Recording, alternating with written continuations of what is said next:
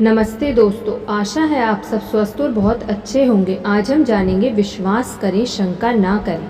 निश्चित रहे, ईश्वर से कोई भी सही चीज मांगे, परंतु छोटे बच्चे की तरह शंका ना करें।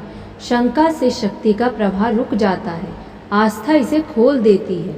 आस्था की शक्ति इतनी अधिक है कि ऐसा कुछ भी नहीं है जो सर्वशक्तिमान ईश्वर हमारे लिए ना कर सके, हमारे साथ ना कर सके और हमारे द्वारा ना कर सके।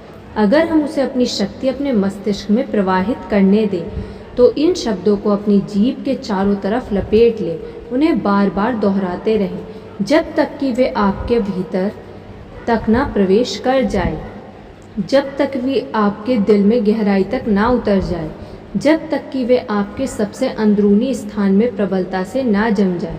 जो भी इस पहाड़ से यह कहेगा तुम दूर हट जाओ और समुद्र में डूब जाओ, और उसके दिल में इस पर संदेह नहीं होगा, बल्कि ये विश्वास होगा कि वह जो कहेगा वही होगा, तो सचमुच वह जो कहेगा उसे वही मिलेगा।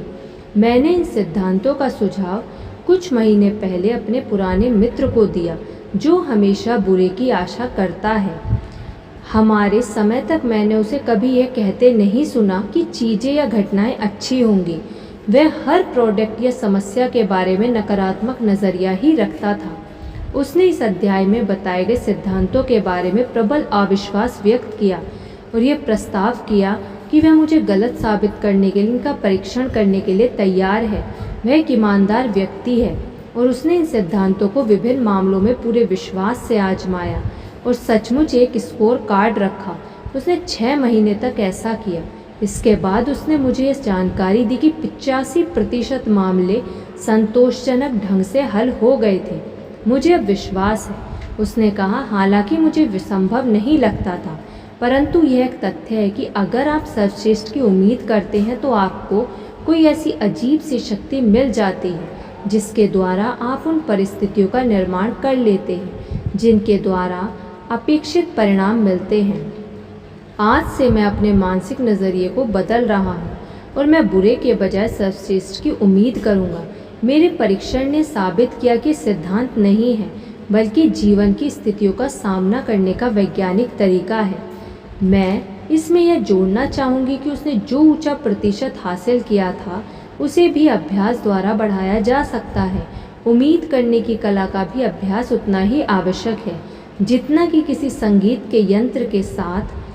कोई भी गहन, सतत और बुद्धिमत्तापूर्ण अभ्यास के बिना इस कला में पारंगत नहीं हुआ है।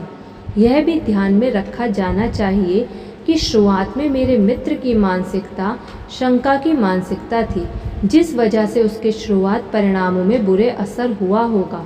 हर दिन जब आप जीवन की समस्याओं का सामना करें तो मैं आपको यह कहने का सुझाव देती हूँ, मुझे विश्वास है कि ईश्वर मुझे वह हासिल करने की शक्ति देता है जो मैं सचमुच चाहती हूँ।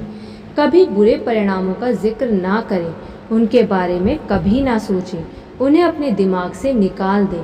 हर दिन कम से कम 10 बार सोचें, मैं सर्वश्रेष्ठ परिणामों की उम्मीद करती हूँ और ईश्वर की मदद से मैं उन्हें हासिल कर लूँगी। ऐसा करने से आपके विचार सर्वश्रेष्ठ की ओर मुड़ जाएंगे और इसकी प्राप्ति के लिए तैयार हो जाएंगे। इस अभ्यास से आपकी सारी शक्तियाँ सर्वश्रेष्ठ को हासिल करने के लिए सक्रिय हो जाएंगी, फिर आपको सर्वश्रेष्ठ परिणाम मिलेंगे।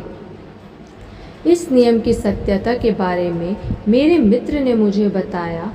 वह एक बहिर्मुखी, मिलनसार, प्रेमी व्यक्ति था। वह अपने राज्य में सबसे बड़ा क्लास चलाता था।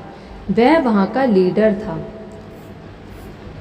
धन्यवाद। आपको ये वीडियो कैसी लगी कमेंट करके ज़रूर बताइएगा। यदि आपने अभी तक इस चैनल को सब्सक्राइब नहीं किया तो सब्सक्राइब कर लीजिए और इस वीडियो को लाइक कर दीजिए। धन्यवाद।